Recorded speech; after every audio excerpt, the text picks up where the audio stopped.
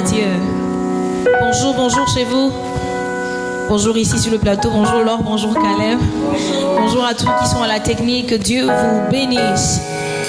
Nous sommes encore privilégiés ce matin de pouvoir adresser à Dieu notre chant de contemplation, notre chant de reconnaissance. Nous avons la grâce de venir en sa présence et lui chanter notre amour, lui chanter nos actions de grâce.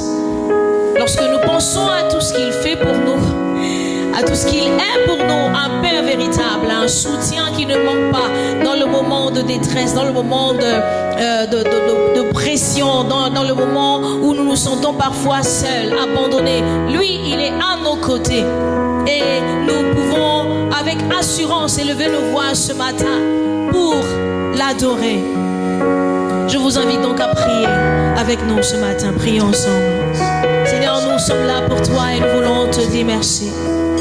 Nous voulons encore ce dimanche matin, c'est notre grâce de pouvoir élever ton nom, de pouvoir, oh Dieu, t'adorer. Dans ta présence, nous sommes réconfortés. Dans ta présence, nous sommes encouragés. Dans ta présence, nous nous sentons bien.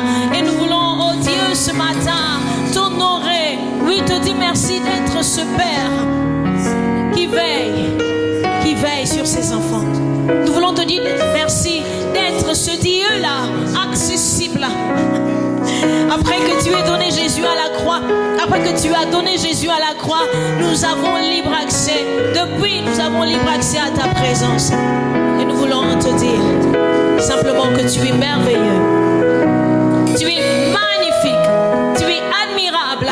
Ah, reçois toute la gloire ce matin. Dans le nom de Jésus. Personne n'est comme toi, Seigneur. Alléluia. Alors que j'entre dans ta présence, au-delà du parvis, j'entre dans le sanctuaire pour être avec toi face à face. La face à face avec toi. La face à face avec toi. Loin de tous ces soucis, loin de toutes ces craintes, je suis là face à face avec toi, face à face. Oh, oh. Alors que j'entre dans ta présence, au-delà du parvis, j'entre dans le sanctuaire pour être avec toi face à face. Nous avons libre accès à sa présence ce matin. La Bible déclare que nous pouvons nous approcher avec assurance du trône de la grâce. Parce que Christ a payé le prix pour que nous puissions entrer dans cette présence et être face à face avec le Père, face à face par le moyen du sang de Jésus. Oh, alors que j'entre dans ta présence, au-delà du parvis, j'entre dans le sanctuaire pour être avec toi face à face. Je considère tous tes bienfaits, la plénitude de ta gloire. Je me prosterne devant toi, je m'écris alors que j'entre dans ta présence, au-delà du parvis, j'entre dans le sanctuaire, pour être avec toi face à face. Je considère tous tes bienfaits, la plénitude de ta grâce. Je me prosterne devant toi, et là je m'écris encore une fois alors que j'entre dans ta présence, au-delà du parvis, j'entre dans le sanctuaire pour être avec toi. Oh, je considère tous tes bienfaits,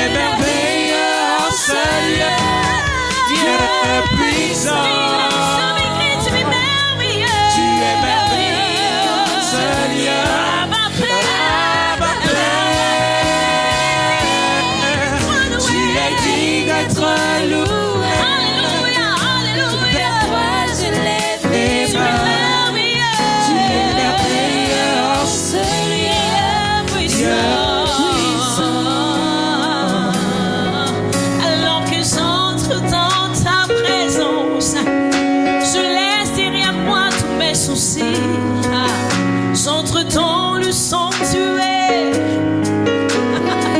J'entre dans le sanctuaire. Je viens dans ta présence. Je viens devant le trône. Je viens devant le roi. Alléluia. Je viens devant mon Père. Je viens devant celui qui m'a aimé. J'entre dans le sanctuaire pour être avec toi face à face. Je considère tous tes bienfaits, la plénitude de ta grâce. Je me prosterne devant toi là et je m'écris. Tu es merveilleux, Seigneur, Dieu puissant. Tu es merveilleux, Seigneur.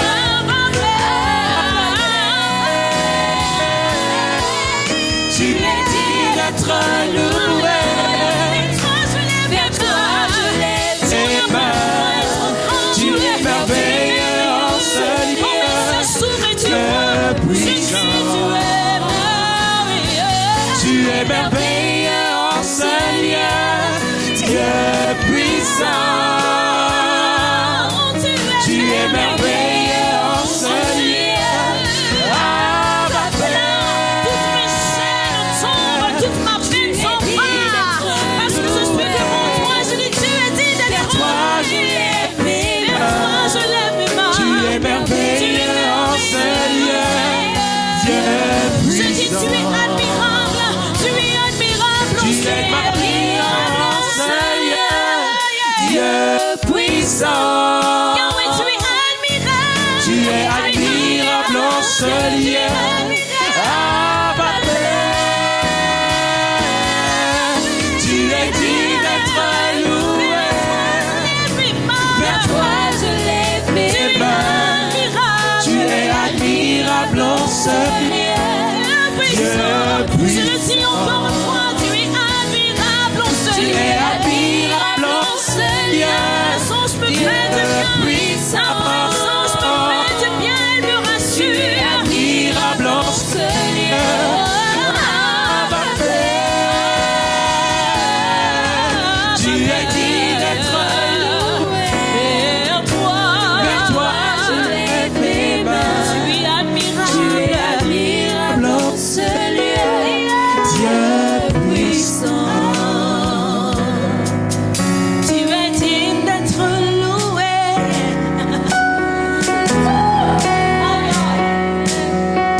Tu es digne d'être adoré.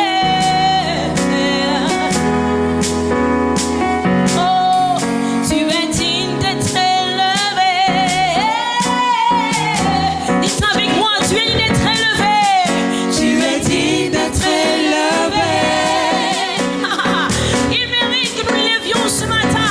Tu es digne, Tu Seigneur. es digne d'être élevé. Tu es digne d'être élevé. Tu es digne d'être élevé. Nous t'élevons, Yahweh. Nous t'élevons, Adonai. Tu es digne. Tu es digne d'être élevé. Tu es digne. Tu es digne d'être élevé. Alléluia. Nous disons, tu es digne d'être acclamé. Tu es digne d'être acclamé. Que les peuples de la terre l'acclament ce matin. Tu es digne. Tu es digne d'être acclamé. Tu es digne. Tu es digne. Tu es digne d'être acclamé. Tu es digne d'être acclamé.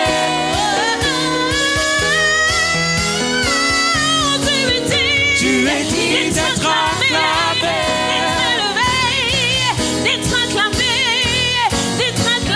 Tu es digne d'être acclamé.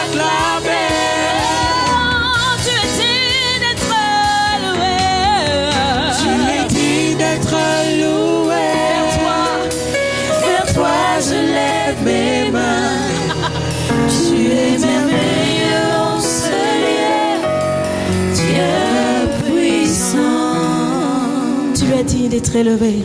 Tu es digne d'être élevé. Vers toi, je lève mes mains. Vers toi, je lève mes mains. Tu es merveilleux en ce lieu, Dieu puissant. Alléluia. Je vous invite à l'acclamer ce matin. Oui. Nous voulons encore chanter émerveillés en ta présence. Oui, nous sommes émerveillés en ta présence. Nous sommes émerveillés en ta présence. Il n'y a personne comme toi, Jésus. Il n'y a personne comme toi. Dans les cieux, sur la terre, sous la terre, il n'y a personne comme toi. Ah, reçois la gloire ce matin. Oh. Yeah.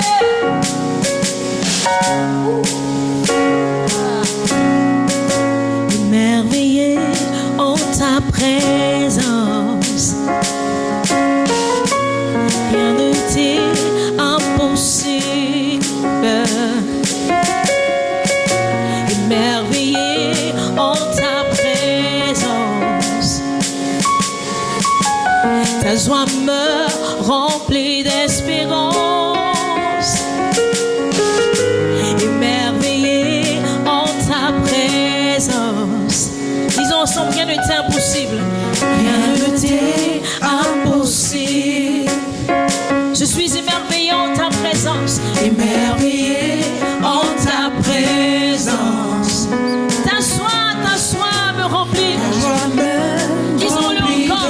Émerveillé, émerveillé, nous sommes en ta présence. Émerveillé en ta présence. Rien ne t'est impossible. Rien ne t'est impossible. Yahweh, émerveillé, nous sommes. Émerveillé en ta présence. Ta joie me remplit d'espérance. Ta joie me remplit d'espérance. Il n'y a personne comme toi, Jésus. Yeah. Il n'y a personne comme toi, Jésus. Personne n'est comme toi.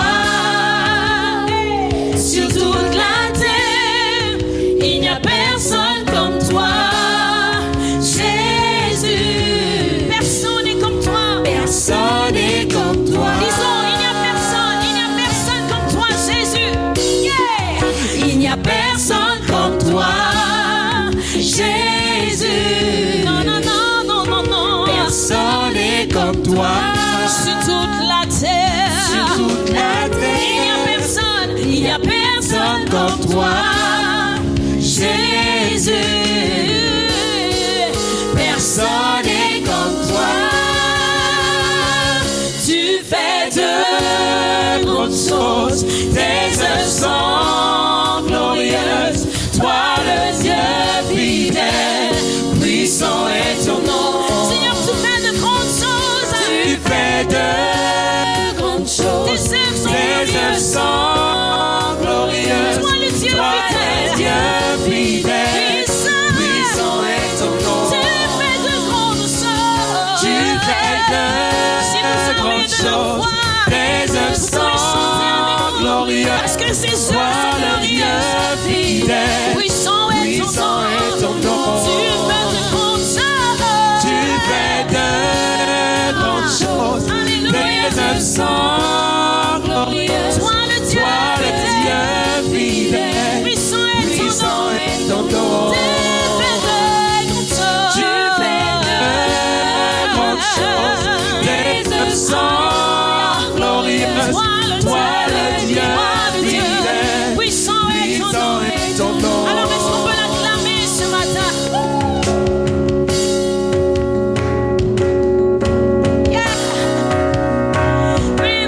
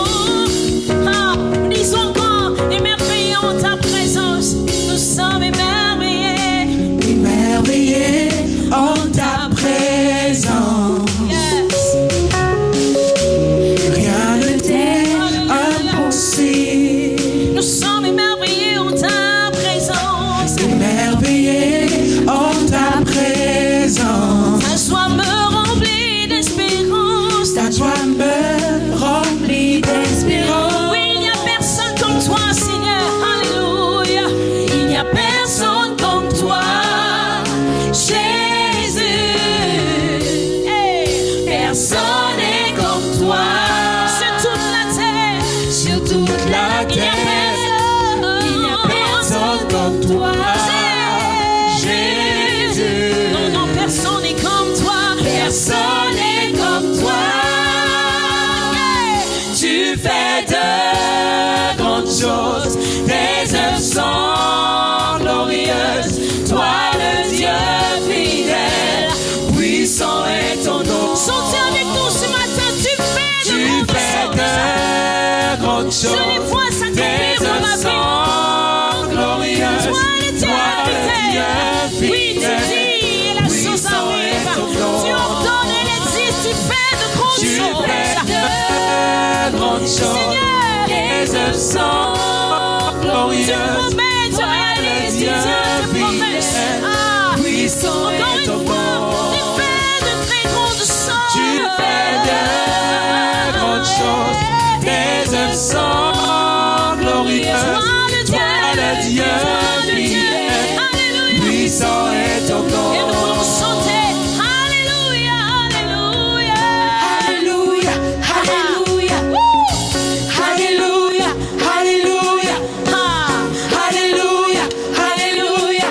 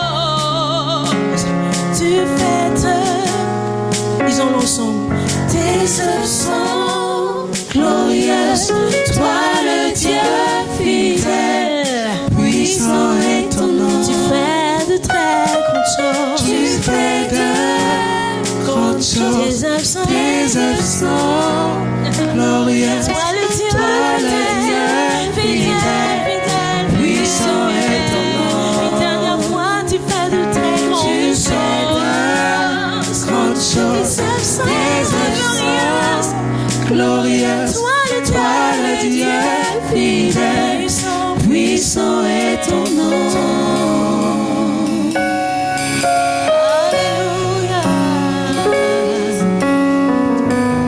Alléluia. Notre Dieu est puissant. Il est le Dieu fidèle.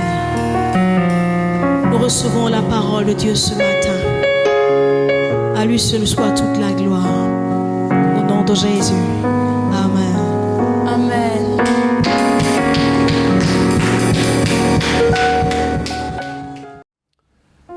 Louange et gloire à celui qui vit à jamais, celui qui d'éternité en éternité est Dieu. Nous sommes bénis d'être dans sa glorieuse présence et je voudrais qu'ensemble nous puissions encore élever nos voix pour lui rendre toute la gloire. Alléluia. Dieu fait toutes choses bonnes en son temps et chaque jour est spécial, chaque jour est unique. Nous avons des raisons de le louer, nous avons des raisons de l'adorer, nous avons des raisons de nous incliner dans sa présence pour nous disposer et soumettre nos cœurs. Alléluia. Est-ce qu'on peut prier ensemble et rendre gloire à Dieu en lui soumettant nos cœurs et en disant: Seigneur, dis un seul mot et je serai guéri. Seigneur, parle-moi par ton esprit. Au-delà des mots, je veux entendre ton esprit. Élevons la voix et prions ensemble pour ces moments de partage de la parole. Nous voulons, Seigneur, nous disposer. C'est pourquoi nous crions à toi, Seigneur, nous te soumettons nos cœurs, sachant que tu es celui qui est le consommateur de notre foi. Nous voulons, au travers de ces quelques moments, nous disposer à écouter un réma, à écouter une parole, un logos, à t'entendre, Seigneur, afin que notre foi grandisse et que tu puisses consommer notre foi, parce que tu es le rémunérateur. Seigneur, merci pour ta grâce, merci pour ton esprit, car au-delà des mots, nous savons que c'est le Saint-Esprit qui parle. Nous savons qu'au-delà des mots, c'est ton esprit qui s'adresse à nous et qui nous guérit de l'intérieur. Merci encore pour le privilège que nous avons de faire partie de ces moments spécifiques. Reçois la gloire au nom de Jésus. Amen. Gloire soit rendue à Dieu qui dispose ces moments. Après avoir discuté avec quelques personnes, et une personne en particulier, parce que je me souviens d'une conversation avec une personne, et au cours de cette conversation, nous étions en train de nous poser certaines questions, et on se demandait de savoir si tout dans la vie a un prix. Est-ce qu'il n'y a pas des choses que nous obtenons gratuitement? Par exemple, la grâce n'est pas le fruit d'un mérite. La grâce est une faveur que Dieu nous accorde, quand bien même nous ne sommes pas méritants. Alors, il y avait des questions comme ça dans l'esprit qui étaient sur la table, et puis nous étions en train de discuter. Est-ce qu'il n'y a pas des choses qui sont obtenues gratuitement? Il arrive que dans nos habitudes ou dans notre contexte événementiel, par exemple, qu'on organise des manifestations et puis on met entrée libre. On dit que c'est gratuit et que les gens peuvent venir prendre part, peuvent venir assister. Et donc le concept de la gratuité est souvent au cœur de certains événements, souvent au cœur de certaines discussions. Mais plus on se fonde sur les Écritures, on vient à se rendre compte qu'en réalité, tout a un prix. Et c'est le thème du message de ce jour, tout a un prix. Je ne sais pas si tu peux le dire avec moi, tout a un prix. Alléluia. Tout a un prix, c'est-à-dire un prix à payer. Il y a un prix à payer pour toute chose, sous le soleil. Tant que nous serons sous le soleil, tant tant que nous vivrons sur terre, nous devons savoir qu'il y a un prix à payer pour toute chose.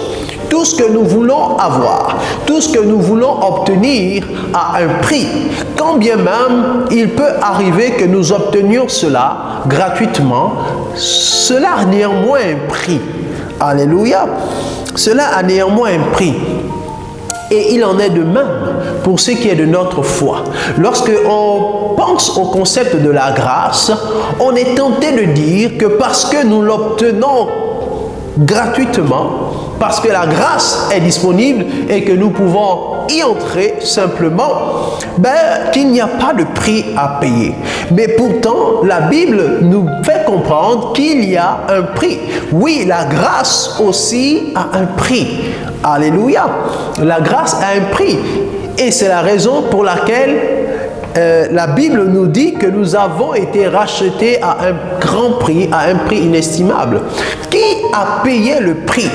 Le fait que vous obteniez quelque chose gratuitement ne signifie pas que cette chose n'a pas un prix, ne signifie pas que cette chose n'a pas une valeur. Quelquefois, ce que vous avez obtenu gratuitement, vous avez pu l'avoir parce que quelqu'un d'autre a payé le prix. Par conséquent, ce n'est pas parce que vous l'avez obtenu ainsi que cela n'a pas de prix. Tout a un prix. Alléluia. Et Jésus lui-même va nous le démontrer parce qu'il est celui qui a payé le prix de notre rançon, de notre rachat. Il a payé le prix pour que nous soyons libérés, pour que nous soyons sauvés. Par conséquent, même le salut a un prix. Lisons ensemble Luc chapitre 9, versets 22 à 23. Nous aurons plusieurs textes à lire tout au cours de ce message. Je vous encourage donc à avoir vos Bibles avec vous. Luc chapitre 9, versets 22 à 23 est le premier texte que nous voulons lire. Et ce qui nous intéresse, le verset qui nous intéresse le plus, c'est le verset 23. Mais lisons à partir du verset 22. Dans la version Louis II, il est dit ceci. Il ajouta qu'il fallait que le Fils de l'homme souffrit beaucoup, qu'il fût rejeté par les anciens, par les principaux sacrificateurs et par les scribes, qu'il fût mis à mort et qu'il ressuscita le troisième jour. Verset 23, puis il dit à tous, il s'agit toujours de Jésus, si quelqu'un veut venir après moi, qu'il renonce à lui-même, qu'il se charge chaque jour de sa croix et qu'il me suive. Alléluia. Au verset 22, il fait comprendre aux disciples que le Fils de l'homme va souffrir. Il leur fait comprendre qu'il sera rejeté par les sacrificateurs. Il leur fait comprendre qu'il sera mis à mort et ensuite il ressuscitera.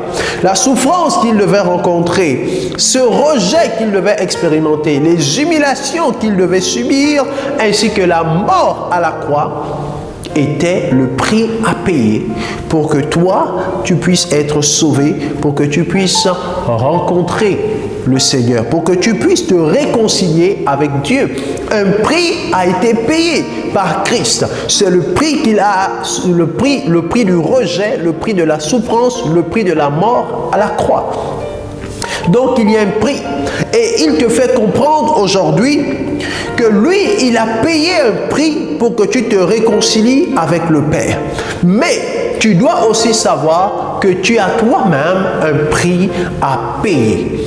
Et il dit ceci, si quelqu'un veut venir après moi, qu'il renonce à lui-même, qu'il se charge chaque jour de sa croix et qu'il me suive.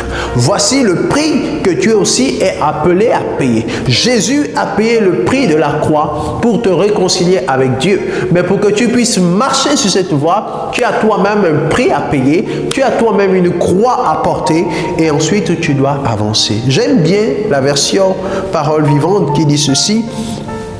Puis s'adressant à tous, il ajouta, si quelqu'un veut être mon disciple et marcher avec moi, il faut qu'il renonce à tous ses droits sur lui-même, qu'il se charge chaque jour de sa croix et qu'il marche sur les traces de mes pas.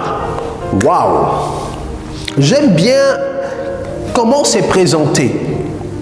Si quelqu'un veut devenir mon disciple et marcher avec moi, il faut qu'il renonce à tous ses droits sur lui-même, qu'il se charge chaque jour de sa croix et qu'il marche sur les traces de mes pas. Waouh! Voici une des choses qui est bien difficile. Plus on observe la vie de nombreux croyants, plus on jette un regard panoramique sur la vie de plusieurs croyants, on se rend compte que plusieurs ont des difficultés à payer le prix. On veut aimer Dieu, on veut se donner à Christ. Oui, on aime Dieu, oui, on prétend aimer Jésus, mais on n'est pas prêt à payer le prix. Lequel?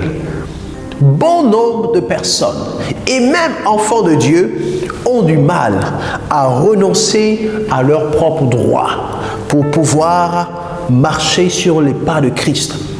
Et c'est l'une des choses les plus difficiles lorsque nous parlons de la conversion.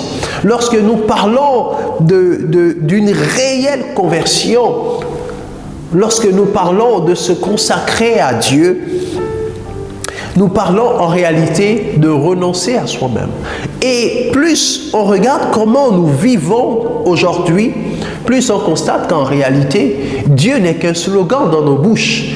Alléluia, parce que nous avons beaucoup de mal, beaucoup de difficultés à renoncer à certains droits qui pourtant sont nos droits, mais Jésus nous dit que si nous voulons parvenir à marcher sur ses pas, nous devons premièrement renoncer à nos droits. Deuxièmement, nous devons nous charger de notre croix. Troisièmement, nous devons marcher sur les pas qu'il a posés. Alléluia. Mais lorsque nous observons la vie de plusieurs personnes, et notamment, quand bien même ils soient chrétiens, la vie de nombreux couples chrétiens, l'une des choses les plus difficiles, c'est de renoncer à ses droits. C'est de renoncer à ses droits. Parce qu'on a le sentiment que si on renonce à nos droits, on a perdu. On a tout perdu. Parce que nous sommes dépendants de ce que ces droits nous procurent.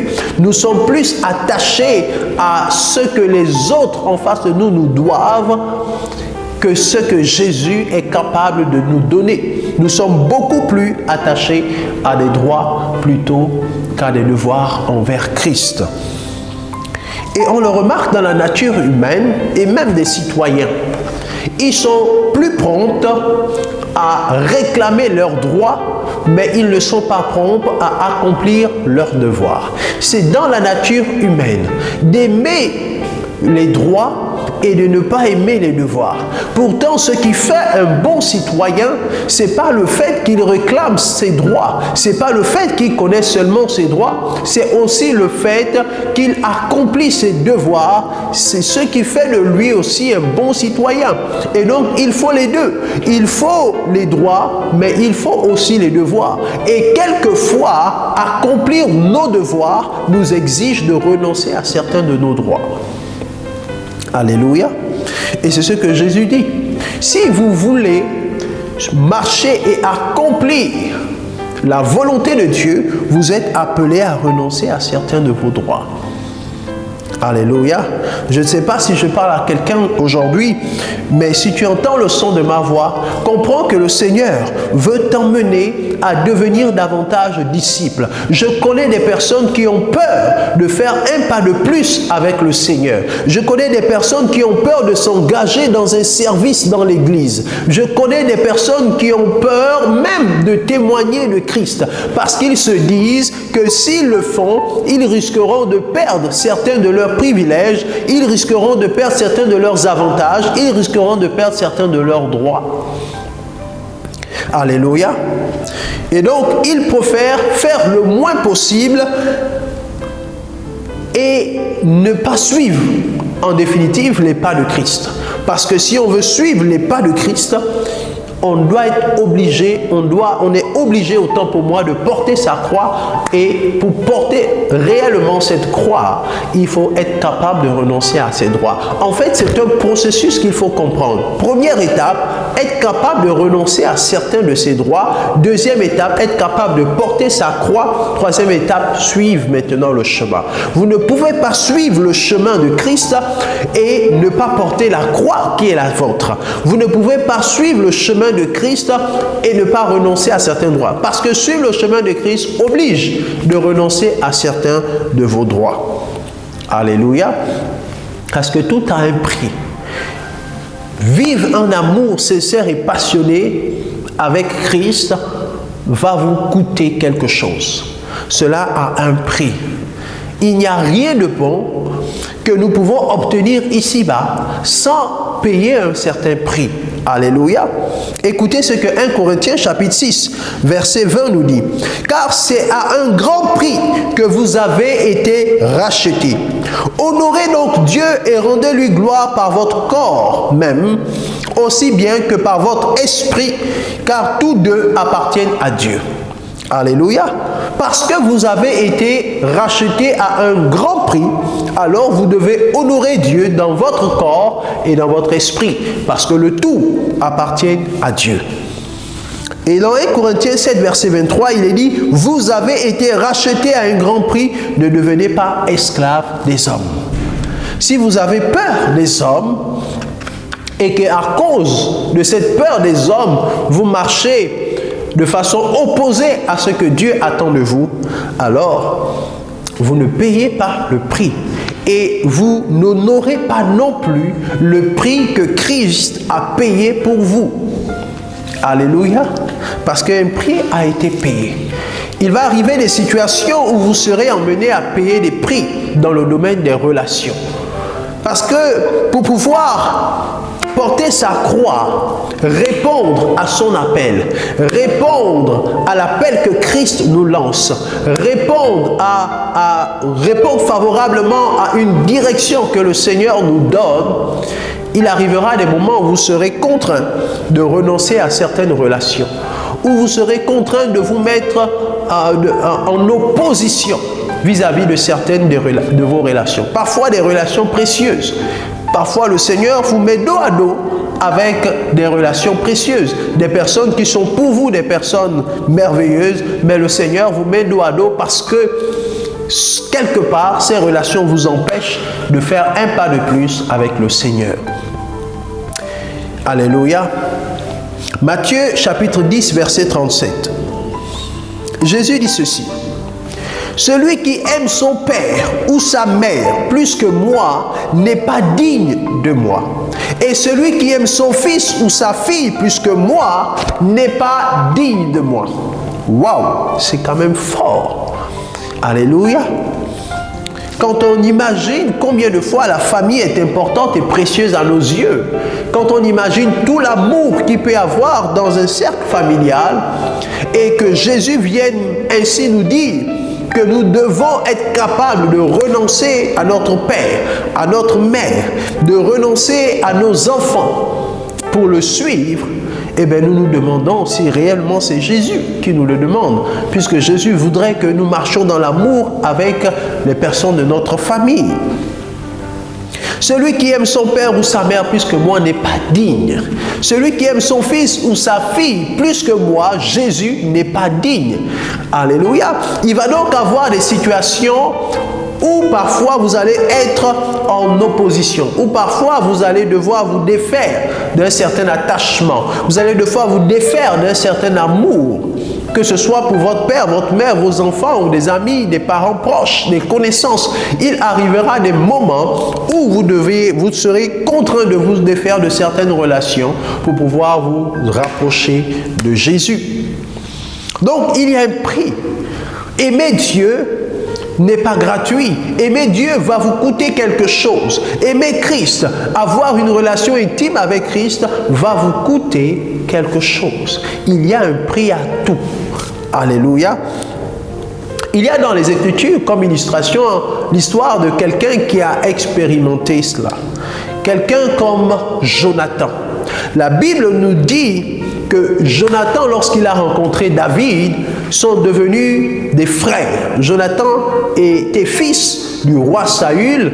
David n'était pas fils de Saül, mais David a été promu par le Seigneur comme futur roi.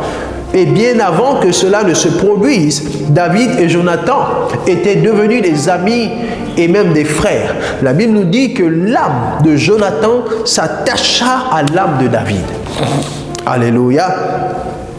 Et vous savez que dans l'Ancien Testament, David, comme Joseph, sont des types de Christ. Alléluia. Lorsqu'on rentre dans le domaine de la typologie, on voit que David est un type de Christ. Alléluia. Et son trône incarne le futur trône que Jésus va occuper. C'est la raison pour laquelle lorsque Jésus est rentré à Jérusalem, les Juifs ont crié « Hosanna au fils de David, au roi qui revient bientôt ». Mais David n'est pas le père direct de Jésus. Il y a toute une lignée. Alléluia. Il y a plusieurs générations entre David et Jésus, au moins 14 générations. Mais David est pris comme le précurseur sur le trône d'Israël, le précurseur de Christ. Il est donc considéré comme un type de Christ dans le domaine prophétique, dans le domaine messianique. Et voici que l'âme de Jonathan s'est attachée à l'âme de David, tout comme tu peux être attaché à Christ aujourd'hui. Et la Bible nous dit qu'à un moment donné de l'histoire se trouve dans 1 Samuel, chapitre 20, versets 32 à 33. Le texte qui nous intéresse le plus, c'est 1 Samuel, chapitre 20, versets 32 à 33. Il est arrivé un moment où Saül, le père de Jonathan, en voulait à la vie de David. Et Jonathan devait choisir. Est-ce qu'il devait rester loyal à son père, parce que c'est lui qui l'a mis au monde, qui l'a engendré, ou alors il devait rester loyal envers David? Et Jonathan a choisi de rester loyal envers David, parce qu'il a trouvé que la cause que son père poursuivait n'était pas juste. Alléluia.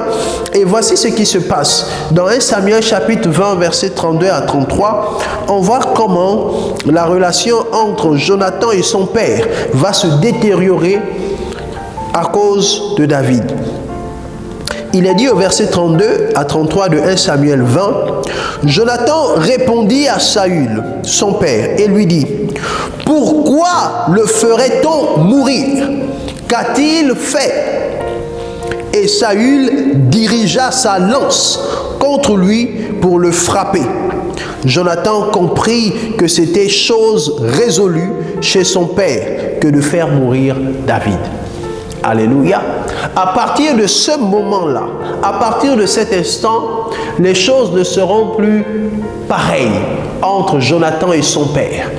Alléluia. Parce que Jonathan a choisi de rester loyal envers David, eh bien, il s'est attiré la colère de son père. Et la relation, au fur et à mesure, entre Jonathan et son père va se détériorer. Parce que Saül voulait faire mourir David, et comme il n'a pas vu David présent à leur repas, il a demandé pourquoi est-ce que David n'était pas présent. Et Jonathan a dit qu'il avait donné la permission à David de partir à Bethléem. Alors que Jonathan et David avaient déjà fait un plan pour s'assurer de ce que Saül avait comme intention. Et voici que l'attitude de Saül va révéler à Jonathan qu'effectivement, il en veut à David. Alléluia. Et la Bible nous dit que lorsque Jonathan a répondu à Saül, Saül, son père, a dirigé sa lance vers Jonathan. Un père qui dirige sa lance vers son propre fils pour le tuer. Il s'en est fallu de peu. Et Jonathan a échappé à ce moment-là à la mort. Mais Saül était sur le point de mettre à mort son propre fils Jonathan parce qu'il avait laissé David s'échapper. Alors une colère l'a envahi et la relation entre Jonathan et son père a été détruite parce que les deux ne partageaient plus le même point de vue. Il arrive des situations où à cause de Jésus, parce que vous avez choisi de marcher avec Christ, vous Vous ne partagez plus la même vision que quelqu'un. Vous n'avez plus le même point de vue. Pourtant, c'est quelqu'un qui vous est cher. Pourtant, c'est quelqu'un qui vous est proche. Vous avez du mal et vous avez même peur de décevoir la personne. Mais vous devez faire un choix. Si vous voulez aimer Jésus, si vous voulez rester loyal envers Jésus, vous n'aurez pas d'autre choix que de rompre cette relation. Alléluia. C'est ainsi que nous encourageons parfois certaines personnes. Je me souviens d'une sœur qui avait du mal à sortir d'une relation avec un homme qui était marié à une autre femme et qui avait une autre famille. Mais en réfléchissant bien, on se rend compte que même le choix qu'elle fait de rester avec cet homme et d'être l'amante de cet homme, ben, il se trouve qu'elle est en train de payer un prix. Et elle ne se rend pas compte. Parce que cet homme qui a sa famille, cet homme qui a ses enfants et qui entretient une relation extra-conjugale avec cette amante, cet homme n'est pas prêt à épouser cette femme. Il n'est pas prêt à mettre l'amante dans sa maison parce qu'il en a déjà. Il a déjà une femme. Et donc, il est marié à la monogamie. Il ne peut pas le faire. Par conséquent, les années qui passent où cette relation est entretenue, cette jeune dame pense qu'elle bénéficie en réalité, mais pourtant, elle ne se rend pas compte du prix qu'elle est en train de payer. Elle ne se rend pas compte que le temps passe et que le temps est un prix extrêmement lourd. Quelques années plus tard, lorsqu'elle va se rendre compte et va vouloir sortir de cette relation pour entrer dans une autre relation, elle se rendra compte qu'elle a perdu 7, 8, 9, parfois 10 années de sa vie. Et voici qu'elle n'a plus la même beauté, elle n'a plus les mêmes rondeurs, elle n'est plus pareille. Alléluia. Et ça devient difficile de trouver quelqu'un qui va désormais être son conjoint. Elle se dit, mais finalement, toutes ces années qui passent, que vais-je faire? Mais ce sont des années perdues. C'est un prix qui a été payé par rapport à un choix. J'aimerais nous dire que dans la vie, tout ce que nous faisons a des conséquences. Les choix que nous faisons ont aussi des conséquences. Alléluia. Nous sommes le résultat des choix que nous avons faits autrefois. Alléluia. Le niveau auquel tu te trouves aujourd'hui est le résultat des choix que tu as faits autrefois. Alléluia. C'est la raison pour laquelle nous devons réfléchir mûrement avant de prendre certaines décisions, avant de faire certains choix. Parce que tout ce que nous faisons comme choix a un prix à payer. Alléluia. A un prix à payer. Et c'est ainsi que parfois, nous sommes obligés de payer le prix des relations si nous voulons nous rapprocher du Seigneur. La Bible dit que les mauvaises compagnies corrompent les bonnes mœurs. Si nous voulons nous rapprocher du Seigneur, nous sommes quelquefois obligés de nous séparer de certaines compagnies. Alléluia. Dans le Nouveau Testament, il y a quelqu'un qui parle. Il y a quelqu'un qui dit aussi qu'il a tout abandonné. Il s'agit de Pierre. Souvenez-vous de cette histoire de Jésus et l'homme riche. Le jeune homme riche qui vient voir Jésus et puis qui lui dit « Bon maître, que faut-il faire pour hériter le royaume des cieux ?» Et Jésus lui dit que tu connais les commandements. Honore ton père et ta mère, etc., etc. Il dit à Jésus, depuis ma jeunesse, j'ai accompli toutes ces choses. Je respecte la loi. Je fais du bien aux gens. Je ne provoque et je ne dérange personne. Et Jésus lui dit, il te reste encore une chose. Va et vends tout ce que tu as. L'histoire est dans Matthieu chapitre 19, versets 20, 21, jusqu'à verset 27, 28. Et la même histoire se trouve aussi dans Marc chapitre 10, versets 21, 22, jusqu'au verset 30. Mais en ce qui concerne Pierre, au moment où Jésus a parlé à ce jeune homme, la Bible dit qu'il devient tout triste parce qu'il a compris qu'il devait se séparer de ses biens. Parce que Jésus lui a dit, va et vends tout ce que tu possèdes. Ensuite, tu viens et tu me suis. Là, il s'agit du prix à payer en ce qui concerne les choses matérielles. Nous reviendrons dessus. Mais l'attitude de Pierre qui a suivi l'attitude de ce jeune homme est ce qui nous intéresse parce que ça parle de relation.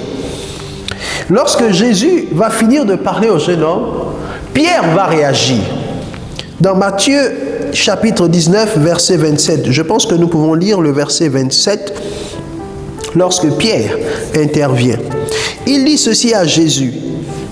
Pierre, prenant alors la parole, lui dit, « Voici, nous avons tout quitté et nous t'avons suivi. Qu'en sera-t-il pour nous ?» Waouh! Il dit à Jésus, nous avons tout quitté et nous avons suivi. Qu'est-ce que Pierre a quitté? Pierre a quitté sa femme, son épouse. Pierre a quitté sa belle-mère. Il a quitté sa famille. Il a laissé aussi sa maison. Souvenez-vous que le ministère de Jésus était un ministère itinérant. Ce n'était pas comme aujourd'hui. Aujourd'hui, nous voyons de moins en moins le ministère itinérant. Et la plupart des ministères sont basés dans des localités, etc. Ont des lieux géographiques spécifiques bien définis. Mais Jésus avait un ministère itinérant. Il devait aller de lieu en lieu. Et c'est pourquoi il leur a dit que le Fils de l'homme n'a pas où reposer sa tête. Parce que son ministère était itinérant. Et pour le suivre, il fallait abandonner certaines choses. Et Pierre a dû abandonner sa famille. Alléluia. Il est vrai que plus tard, Pierre va retrouver la famille et la famille, et surtout la femme de Pierre, va faire le ministère avec Pierre. Parce qu'on verra plus tard que Paul dira que Pierre va dans certaines villes avec sa femme. Mais lors du vivant de Jésus, Pierre avait délaissé sa maison. Il avait abandonné son épouse, il avait abandonné sa belle-mère, etc. pour pouvoir suivre Jésus dans toutes les villes où Jésus allait. Et c'est ainsi que Pierre va donc dire à Jésus, mais ce jeune homme qui refuse de vendre tout ce qu'il a, mais nous, qu'est-ce que nous allons obtenir en retour? Parce que nous aussi, nous avons tout quitté. Nous avons quitté femme et enfants, nous avons quitté la maison. Écoutez la réponse de Jésus à Pierre. Jésus leur répondit, verset 28, « Je vous le dis en vérité, quand le Fils de l'homme, au renouvellement de toutes choses, sera assis sur le trône de sa gloire, vous qui m'avez suivi, vous serez de même assis sur 12 trônes, et vous jugerez les 12 tribus d'Israël. » Verset 29. « Et quiconque aura quitté à cause de mon nom, mes frères, ou ses sœurs, ou son père, ou sa mère, ou sa femme, ou ses enfants, ou ses terres, ou ses maisons, recevra le centuple et héritera la vie éternelle. » Amen. Cela signifie que nous pouvons nous retrouver dans des situations où nous sommes appelés à abandonner tout cela, à quitter toutes ces choses pour pouvoir faire la volonté de Dieu. Alléluia. Donc il y a un prix à payer. Pierre a payé un prix. Il n'y a rien qui soit gratuit. Suivre Jésus coûte. Alléluia. Si on vous avait dit dans le passé que Jésus donne tout et qu'on ne paie rien, que Jésus donne tout, venez à Jésus, vous aurez tout ce que vous voulez, venez à Jésus, vous aurez tous les biens que vous voulez, vous aurez toutes les relations que vous voulez, vous n'allez manquer de rien. Laissez-moi vous dire aujourd'hui que suivre Jésus coûte quelque chose. Alléluia, il y a un prix à tout, rien n'est gratuit. La deuxième chose, c'est le prix à payer au niveau des choses matérielles. Nous avions parlé des relations, mais aussi en ce qui concerne le matériel. Vous devez savoir qu'il y aura un prix à payer. Et c'est ce qui s'est passé avec le jeune homme dont je parlais tout à l'heure, qui est venu voir Jésus et à qui Jésus a dit, va et vends tout ce que tu as, tout ce que tu possèdes. Ensuite, tu me suis. Si tu te mets à suivre Jésus d'une certaine manière, tu n'auras pas le temps de construire un empire de choses matérielles. Alléluia. Donc, quelquefois, cela coûte. Cela coûte. Mais la bonne nouvelle, c'est que Jésus nous dit que si nous quittons quoi que ce soit, nous le retrouverons. Alléluia. Voici ce qu'est notre espérance. Quel que soit ce que nous quittons à cause de lui, nous retrouverons cela. Alors, nous devons être loyaux envers Christ. Nous devons être fidèles envers Christ, quel que soit le prix à payer. Alléluia. Il y a un prix pour toutes choses. Troisièmement, il y a un prix à payer pour la vision. Lorsqu'on a une vision du Seigneur, lorsqu'on a envie d'accomplir des choses avec le Seigneur, lorsqu'on a des projets avec le Seigneur, nous devons savoir qu'il y a un prix à payer. Et le niveau du prix à payer déterminera le niveau de la grandeur, de l'accomplissement de la vision. Alléluia. Souvenez-vous d'Abraham et Lot.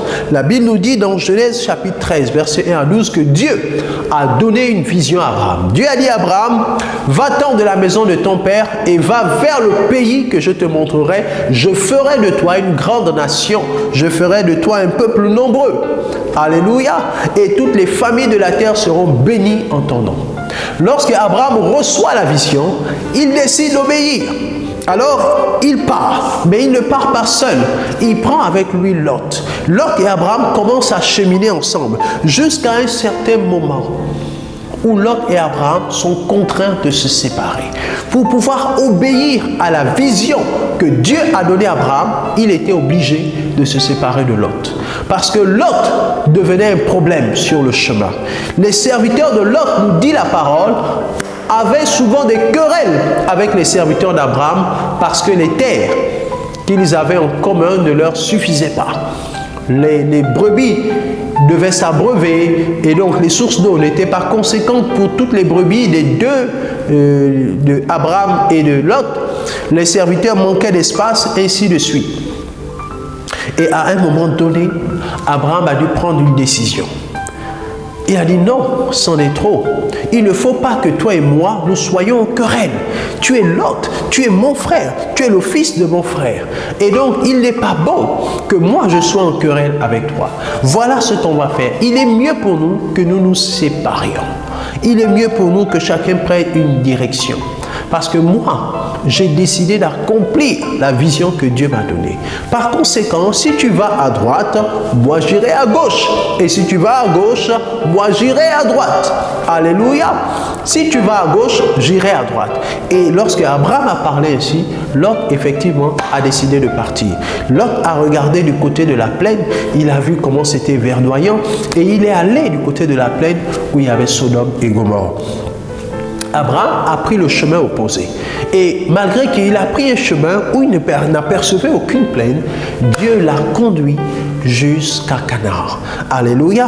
Et donc, pour suivre la vision de Dieu, la vision que Dieu te donne, exige quelquefois que tu te sépares de relations. Donc, il y a un prix à payer. Il y a un prix pour accomplir une vision. Parfois, cela va te coûter des relations avec des amis. Parfois, cela va te coûter des relations avec un père, avec une mère, des relations avec des enfants. Mais fais-le de bon cœur selon que le Seigneur te le demande. Non pas que cela vienne de toi-même, mais écoute la voix de l'Esprit te parler. Alléluia. Parfois, accomplir une vision demande de se séparer de certains fils. J'ai beaucoup aimé dans le livre Loyauté et déloyauté de l'évangéliste Dag, lorsqu'il parle des relations, lorsqu'il parle de la loyauté, nous comprenons que quelquefois, nous sommes obligés de nous séparer de certaines relations pour pouvoir rester loyal à la vision que Dieu nous donne, pour pouvoir rester loyal à Christ et à ce qu'il nous appelle à faire. Alléluia. Ne prenons pas le risque de combattre contre Dieu. Ne prenons pas le risque de combattre contre une vision qui vient de Dieu simplement parce que nous suivons des personnes et nous n'avons même pas la révélation de ce que Dieu veut faire avec ces personnes. Nous devons être sages. Alléluia. Un autre exemple de quelqu'un qui a payé le prix pour une vision qu'il avait, c'était Jacob. Jacob a dû payer le prix de 14 années de travail parce qu'il avait la vision d'épouser Rachel. Alléluia. Parfois, la vision nous oblige à payer un prix. Il voulait de Rachel et il a travaillé gratuitement pour Laban pendant 7 ans. Et il a été trompé et il a encore travaillé 14 autres années. 7 autres années autant pour moi, pour faire un total de 14 ans de travail pour une personne. Parce que sa vision était d'épouser cette personne-là. Alléluia. Si vous êtes passé par là, comment vous allez comprendre que se marier avec une personne, ça coûte. Il y a un prix à payer. Rien n'est facile, rien n'est gratuit. Et voici quelqu'un d'autre encore, comme autre exemple, qui a payé un prix, c'est Joseph. La Bible nous dit qu'il a été vendu par ses frères. Et il a dû passer par un chemin difficile, aller jusqu'en prison pour pouvoir atteindre le sommet, pour pouvoir atteindre l'accomplissement de la vision que que Dieu lui avait donné. Quand il était plus jeune, Dieu lui avait donné une vision. À plusieurs reprises, il a vu comment Dieu l'élevait au-dessus de ses frères, au-dessus de toute sa famille. Il voit la lune et les étoiles qui se prosternent devant lui, c'est-à-dire son père et sa mère. Il voit comment son épi se lève et les épis de ses frères se prosternent devant son épi. Dieu lui montrait par là qu'il devait être élevé. Dieu lui montrait par là qu'il allait arriver à un sommet, mais il ne savait pas lequel. Mais voici qu'il a traversé un chemin difficile et il a payé le prix qui lui permettait d'arriver à ce niveau. Alléluia. Lorsque nous recevons de Dieu une vision, nous devons savoir qu'il y a un prix à payer. Si tu veux rentrer au service, par exemple, dans un service donné pour le Seigneur, dans un comité pour servir le Seigneur, tu dois savoir aussi qu'il y a un prix à payer. Il y a le prix du temps, parce qu'il faudrait que tu aies du temps maintenant à donner au Seigneur.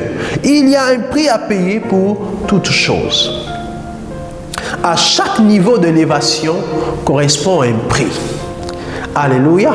Dieu nous dit, la Bible dans Jacques, ne nous éprouve pas au-delà de nos forces. Dieu ne peut pas te demander de payer un prix si tu n'es pas capable, s'il ne t'a pas déjà donné le potentiel et la capacité de payer ce prix-là.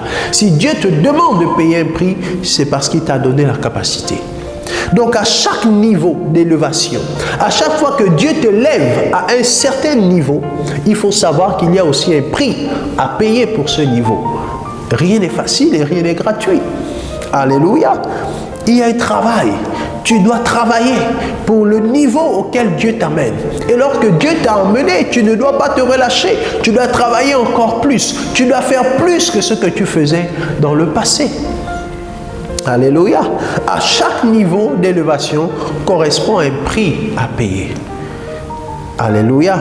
C'est ainsi que lorsque tu étais en classe de 6e, de 5e, de 4e, tu ne travaillais pas de la même manière que lorsque tu t'es retrouvé en classe de 3e pour faire le BPC.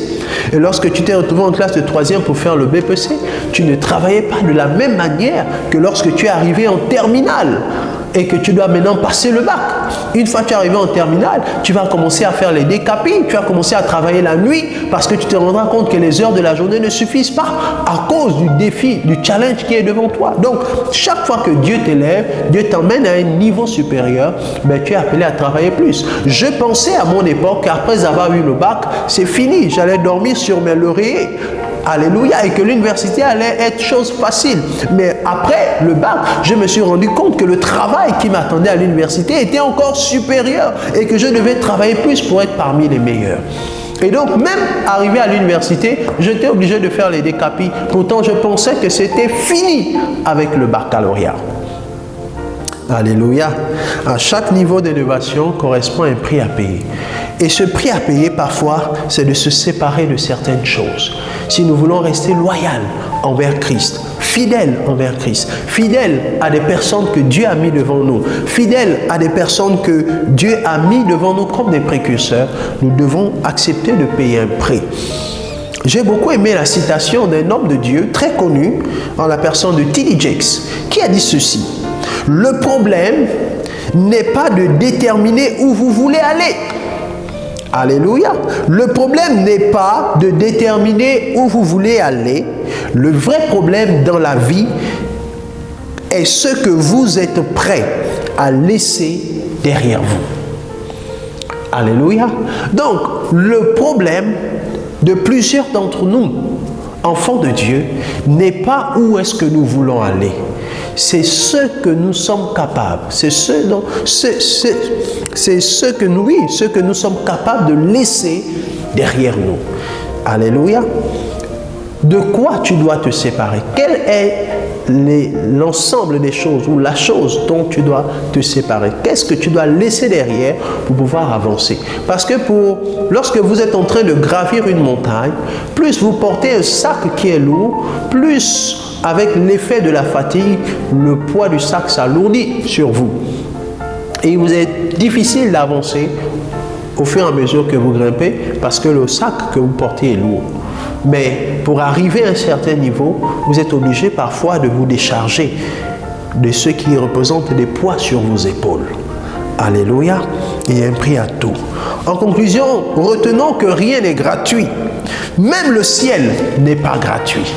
Nous pensons parfois que la grâce, c'est la gratuité. La grâce, ce n'est pas la gratuité. La grâce signifie que vous entrez, vous obtenez quelque chose parce que quelqu'un d'autre a payé. Et donc, vous bénéficiez, mais il y a un prix qui a été payé. Et ce prix a été payé par quelqu'un d'autre. J'aime bien ce que nous dit Pierre. C'est notre dernier verset. 1 Pierre chapitre 1, verset 9. Au verset 8 d'abord, Pierre dit ceci, en parlant de Jésus. Lui que vous aimez sans l'avoir vu, en qui vous croyez sans le voir encore, vous réjouissant d'une joie ineffable et glorieuse. Parce que vous obtiendrez le salut de vos âmes pour prix de votre foi. Parce que vous obtiendrez le salut de vos âmes pour prix de votre foi. Alléluia. Donc le salut de votre âme a un prix. Ce prix a été payé par Christ. Mais en retour, Christ vous exige la foi. La foi devient donc le prix que vous devez payer pour pouvoir obtenir le salut. La Bible dit que ce n'est certes pas par les œuvres, mais c'est par la foi. Alléluia, car nous sommes sauvés par grâce. Au moyen de notre foi, a dit l'apôtre Paul. La foi est le prix à payer pour obtenir le salut. La foi est le prix à payer pour pouvoir voir les choses immatérielles s'accomplir dans votre vie matérielle. La foi est le prix à payer pour ceux qui sont en Jésus. Et d'ailleurs, Paul le dit, il rappelle un texte de l'Ancien Testament qui dit que le juste vivra par la foi. Il y a un prix à payer. La loyauté a un prix. La soumission a un prix. L'obéissance a un prix. Quelquefois, ce prix fait mal. Mais retenez qu'il y a un prix à tout. Que Dieu bénisse sa parole et qu'il vous donne la force, la sagesse et l'intelligence de mettre en pratique cette parole. Parce que c'est la sagesse de Dieu qui nous l'enseigne. Il y a un prix à tout. Quel que soit ce que vous voulez faire, quel que soit ce que vous devez faire, vous devez savoir qu'il y a un prix. Si vous voulez aller à une autre étape, si vous voulez franchir un cap, si vous voulez vous rapprocher du Seigneur, vous devez savoir qu'il y a un prix à payer. Parfois, ce seront les nuits blanches de prière et de méditation. Parfois, ce seront les conseils. Parfois. Je prie que la grâce de Dieu vous soutienne et que vous soyez victorieux devant les défis qui sont devant vous. Est-ce que nous pouvons prier ensemble et dire merci Seigneur pour ta grâce, merci pour ta parole qui nous fait comprendre aujourd'hui que tout a un prix. Alléluia. Et que ce n'est pas parce que nous obtenons des choses par grâce ou gratuitement que cela n'a pas de prix. Seigneur, merci pour les prix qui ont été payés pour ma vie afin que je sois là où je suis aujourd'hui. Car je réalise que tout ce que j'ai obtenu est le résultat d'un prix qui a été payé, soit dans la prière, parfois par l'intercession d'autres personnes. J'ai bénéficié de certaines grâces et faveurs. Et ces grâces et faveurs, je les ai obtenues parce que d'autres personnes ont prié pour moi, ont intercédé pour moi, ont payé un prix pour moi. Seigneur, je te dis merci. Je prie que tu me donnes l'intelligence et la sagesse d'aller de l'avant avec toi, tout en payant les prix qu'il faut à chaque niveau. On reçoit la gloire au nom de Jésus. Amen. Que le Saint-Esprit vous fortifie. Soyez bénis et à très bientôt. Amen.